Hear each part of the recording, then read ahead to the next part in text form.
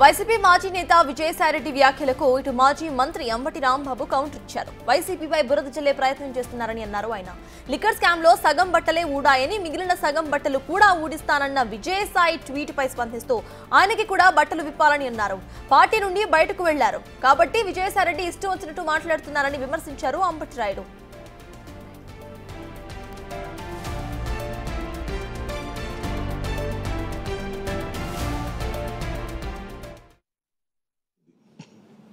ఆయన కూడా ఇప్పేస్తే సగం ఆయన సగం అయి ఉంటుంది.